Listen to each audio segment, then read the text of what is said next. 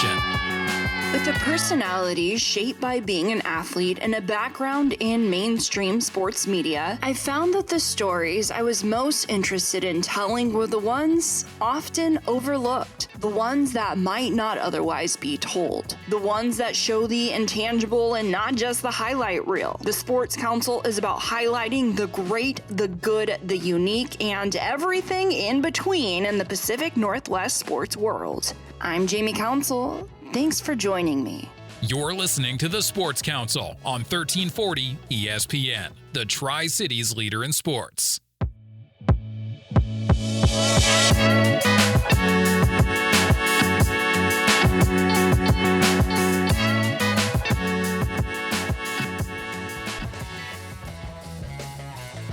In a month and a half, there will be boats spewing rooster tails of more than 200 feet. The shores along the Columbia River in Kennewick and Pasco will be lined with race fans and those just there to enjoy the festivities. The 58th Annual Columbia Cup is the main event of the Tri-City Water Follies, running July 26th through 28th. And according to race director Aaron Stevens, should be the biggest event yet since the pandemic. Stevens has worn a lot of hats over the years, and we explore his role for the Water Follies and in the boat racing world. Do a lot in the boat racing world. We only have so much time, but just kind of sum up what you do. I sit as a region chairman for the Western United States, all the way to North Dakota. I'm a referee, I'm a race director, I put on boat racing, I go to boat racing, and I supervise boat racing. How did you get into boat racing? Here, right here. This pit is my home. This is where I started at 10 years old, walking a wagon with water to the crane operators. And then you tried to tell them what to do back then, and now you're like, I'm going to grow up and tell you what to do, and now look at you. Well, it started out with water, and then I got more jobs on helping and doing stuff, and then I got invited by some of our officials that are still here today, Jan Shaw. She's asked me to, come and join the circuit, and I started traveling. I've been to all the race sites in the United States for H1 Unlimited. I've been to a lot of different race sites in the Northwest, and it just keeps going. Even up to Alaska?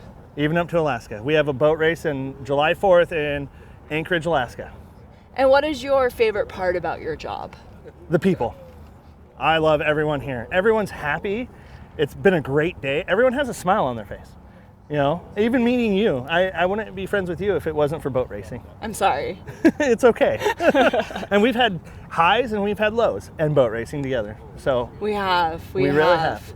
And that is a story for a different time with the Richland Regatta. Yes. And I feel the same way, that you wouldn't have known people as well having gone through that, even though there are highs and lows. Yes.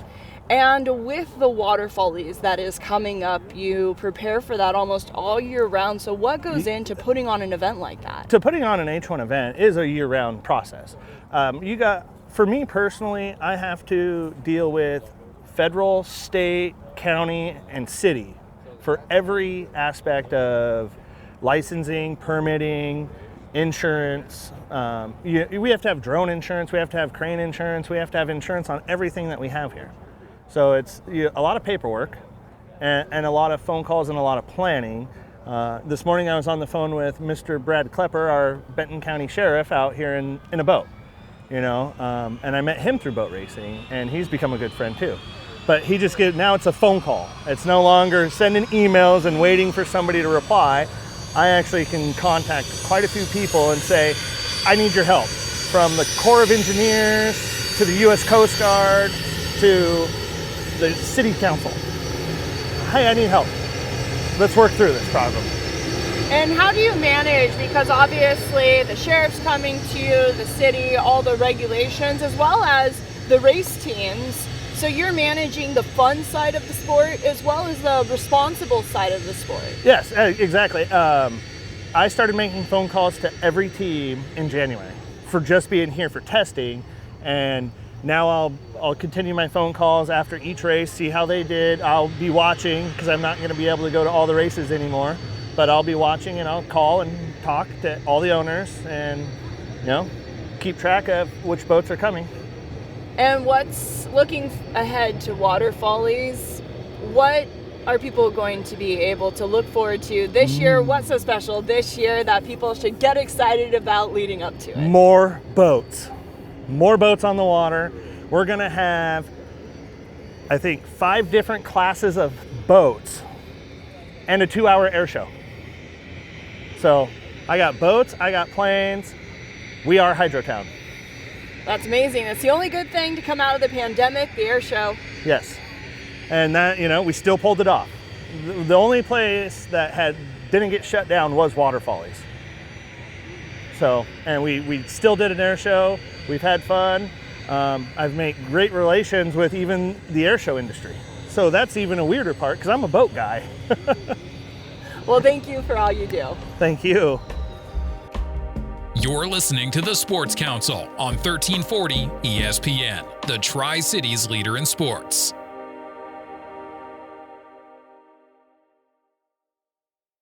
Inconveniences can happen at, inconvenient times. JRT Mechanical has plumbers and HVAC technicians available 24/7 if an emergency does arise. Or if you feel like your house isn't cooling like it used to, or if you're tired of a hose leaking from last winter's freeze, JRT is an honest, reliable company that's been in the Pacific Northwest for more than 3 decades. Give JRT Mechanical a call at 509-314-4314 or visit jrtmechanical.com. If you've got a winery, brewery, or dairy, why buy industrial parts and supplies from across the country? Central Industrial Sales is your local source for supplies and equipment for the dairy, food processing, winery, and brewing industries. We specialize in custom fabrication, industrial cleaning equipment, sanitary fittings, valves, pumps, chemicals, and many other supplies. Everything's available through our website, by phone, or by dropping by our office. Call 509-375-4032 or find us at centralindustrialsales.com. You're listening to Jamie Council on the Sports Council.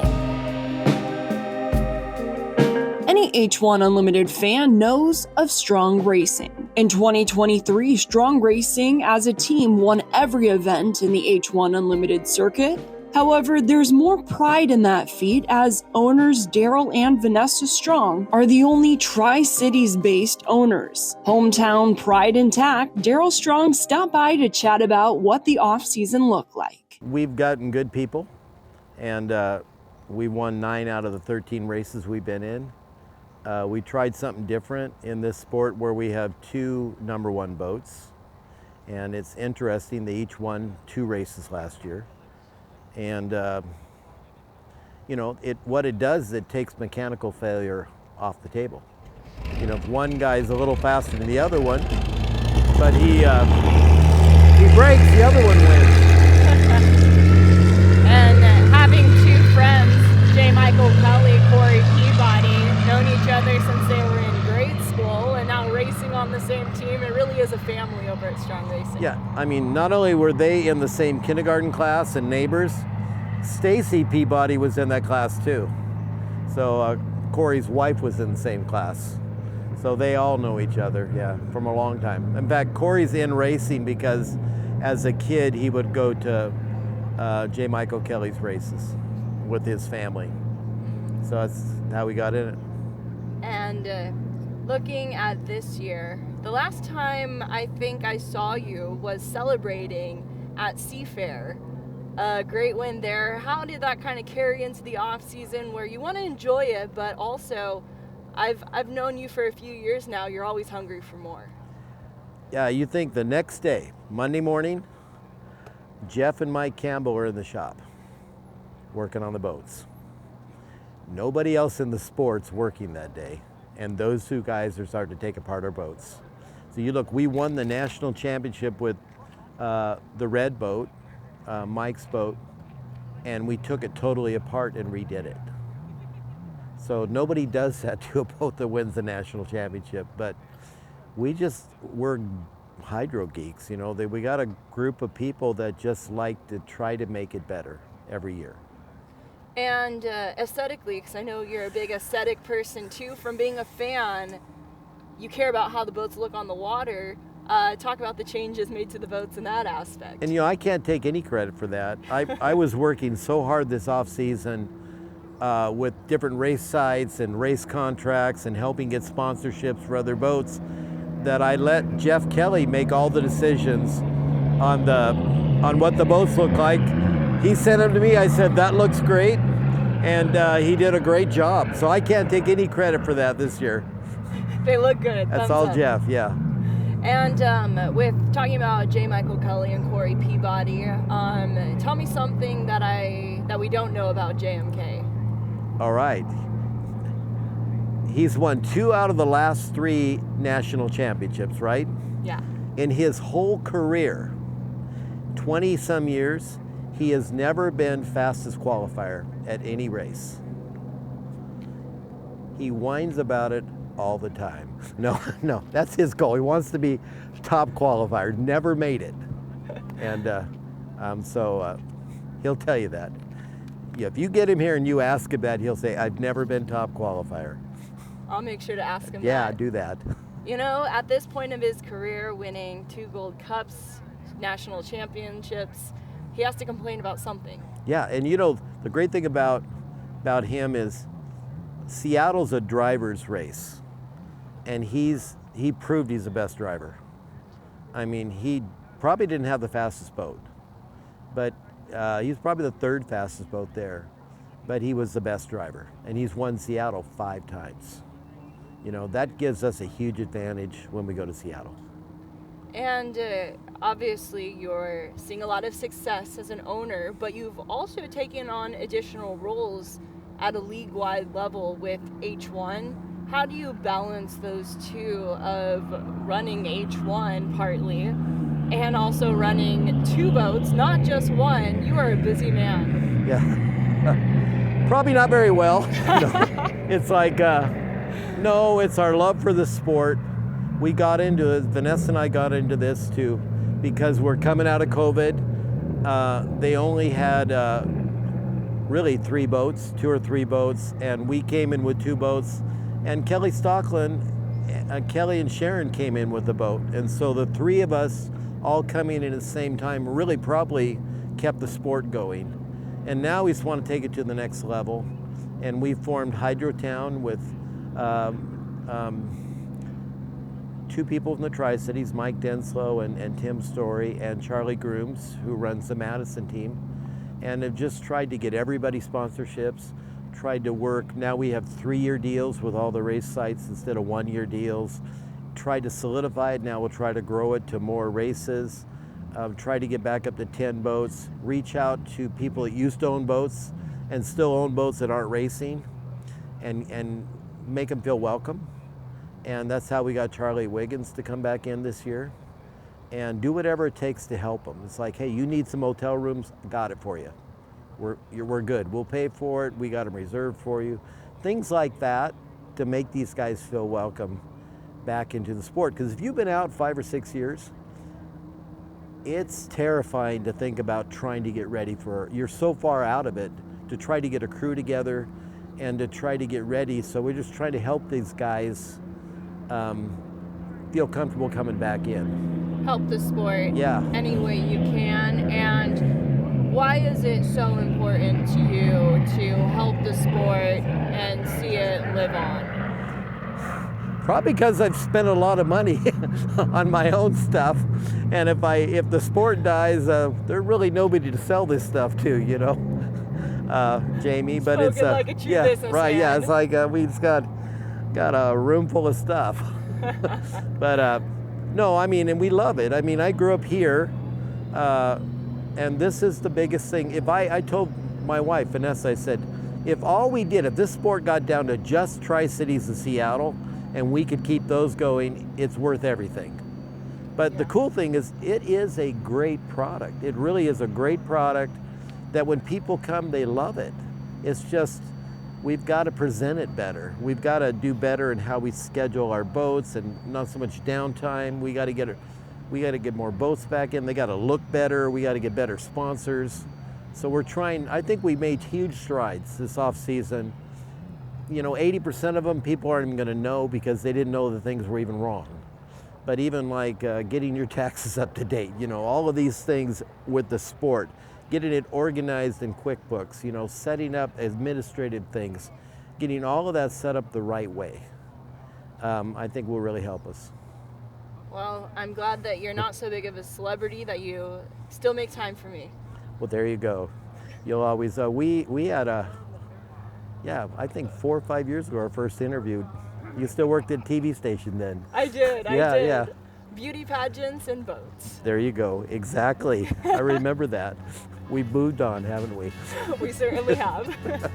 J. Michael Kelly entered the H1 circuit in 2004 when he was the Rookie of the Year.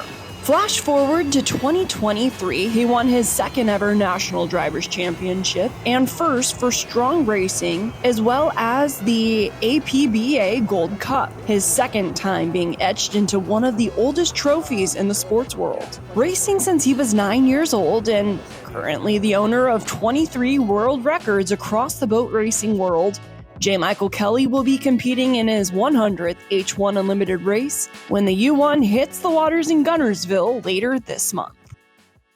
How does that feel, just being the guy with the target on their back heading into a new season? I mean, it's pretty cool. I mean, I waited a long time. I've been rookie years 2004, so it took me a long time to win my first driver and team net title, and you know, so it's pretty exciting to go into this season with that #1 on the boat that we earned as a team, and you know, just really looking forward to, you know, the off-season work that all these guys put into this boat, and you know, and hope that it all pays off.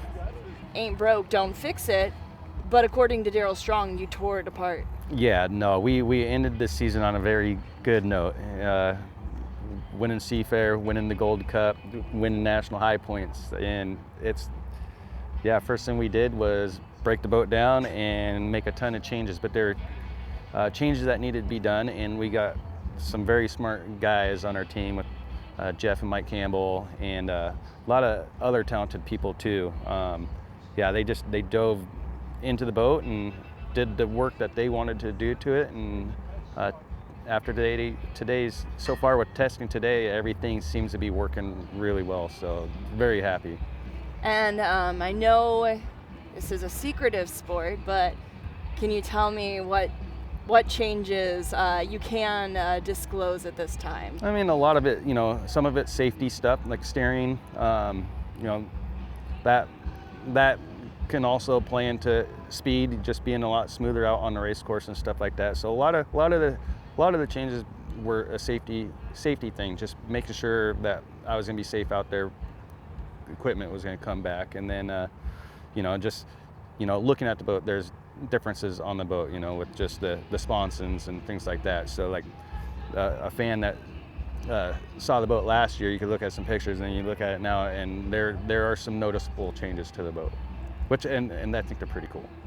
And you said that testing, because you've been out on the water for testing, went pretty good. How are you feeling after? It's funny because you make all these changes, but you really can't test it out until testing. Yeah, no, actually it was really exciting. I mean, we felt coming here the boat would be better, you know, with just the changes that they did, and sure enough it is. That, you know, I think this morning we ran a 162 just as a warm-up, and that's pretty good. But yeah, it just, as the day's gone on, the boat ride's gotten better, and we've been trying different things, and some things have worked, some things haven't, but overall, you know, I'd give our team an A+. Just the boat ride is so much safer, and the attitude of the boat's just, it's getting better. And you don't want to go too fast at testing because you're coming off a great season. You've never qualified the best. Yeah, you know, as long as I've been driving these things, the one thing I want to do is be fastest qualifier, and for some reason I can't do that. I can go out and win races, but I can't win qualifying. And you know, at the end of the day, it's not about qualifying. Would it be cool? Yes, it would. You know, to say I was the fast one this weekend, but it really comes down to making that final and putting yourself in a spot and who's holding the trophy at the end of the day. And you know, I've been there a few times, and I'll take that over qualifying. But one day I just number one qualifier would be cool. Just one time. So would you say that that's your goal for this season? Yeah, it's always a goal, just because I haven't done it. I've been however many years, since 2004, so it would be nice once I see these other guys come in and first season fastest qualifier, and I'm like, really? But it is what it is, and we'll just keep going out there, and who knows? Maybe I'll get top qualifier this year. Maybe it'll be 5 years down the road. Who knows? And final question, with your family, it's really fun that you guys are all very active in the boat racing world. Your son Carson, getting into the Hall of Champions, 3 years now it is. And just talk about the family dynamic, because you guys are racing family through and through. Yeah, no, I was brought into this sport. I'm third generation, and my boys are going to be Carson's fourth generation national. My youngest will be starting to race next year, so my hands are going to be full. But yeah, no, the kids were born into this, and they love it. They share the same passion, and I look at it as, for them, it's we get to spend a lot of quality time together, and it keeps them busy. It keeps them out of trouble. So that's one thing I really love about this is, the people that come with it, and the sport's amazing, and I just really glad I get to spend it, and share this with my kids, and it's pretty cool that they have the same passion that I do. So you're going to boat races, and Corey Peabody's going to cheer practice. Yeah. Well, in the off season we do wrestling and stuff, so we stay pretty busy. My boys they love their boats, their dirt bikes, and they like to wrestle. So they're fun. It's I couldn't be more thankful to have just love my kids, and and my wife, she puts up with us all, so she takes really good care of us, and she deals with all of this, but at the end of the day, we spend so much time together. We're traveling all over the place, and we get to do a lot of cool things, so that's special. You're listening to Jamie Council on the Sports Council. Inconveniences can happen at, inconvenient times. JRT Mechanical has plumbers and HVAC technicians available 24/7 if an emergency does arise. Or if you feel like your house isn't cooling like it used to, or if you're tired of a hose leaking from last winter's freeze, JRT is an honest, reliable company that's been in the Pacific Northwest for more than 3 decades. Give JRT Mechanical a call at 509-314-4314 or visit jrtmechanical.com. If you've got a winery, brewery, or dairy, why buy industrial parts and supplies from across the country? Central Industrial Sales is your local source for supplies and equipment for the dairy, food processing, winery, and brewing industries. We specialize in custom fabrication, industrial cleaning equipment, sanitary fittings, valves, pumps, chemicals, and many other supplies. Everything's available through our website, by phone, or by dropping by our office. Call 509-375-4032 or find us at centralindustrialsales.com.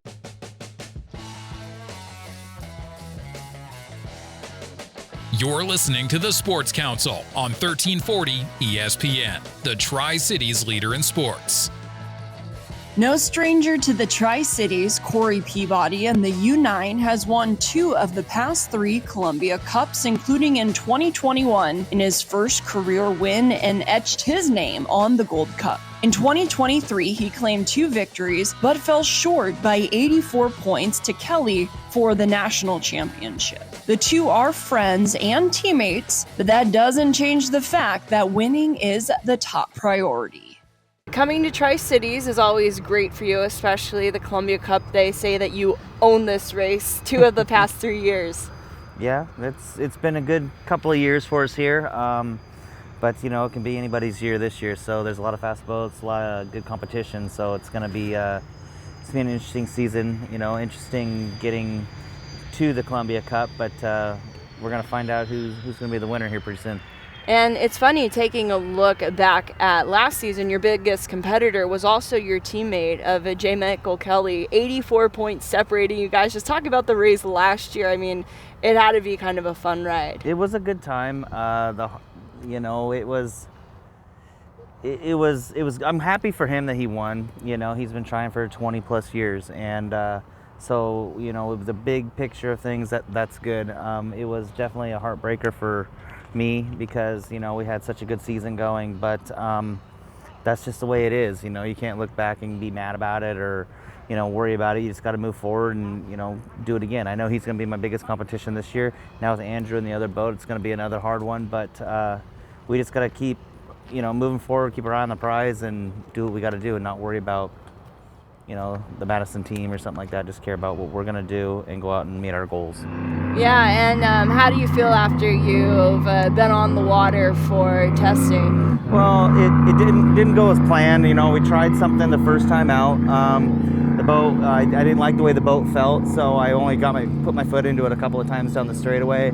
I didn't like it, so we brought it back in. We made a change that we knew would get. There's two things that we could have done. We did the first one. We took the boat back out. The boat felt amazing. So then we made the next change, and that was our last run out. And I'm hoping we had a bad sensor go out or something, because I saw one on my gauge, the gauge was dropping, and so I shut it off. I didn't want to hurt anything. So hopefully it was a sensor, and everything's fine. But you don't want to damage anything, especially here in testing. So we'll see what it is. They're over there working on it, and if we get to go out again, that'd be great. If not, then we'll figure it out in Guntersville, I guess. Yeah, I feel like H1 testing, it's more for trying out new things than it is about getting the fastest time. Yeah, I mean, some people come here to get the fastest time, and that's great, but you also got to learn some stuff. So it's for us, it's not about having the fastest time. It's about making the boat drive right, set up for the first race, and try and see if the changes that we did were improvements or not.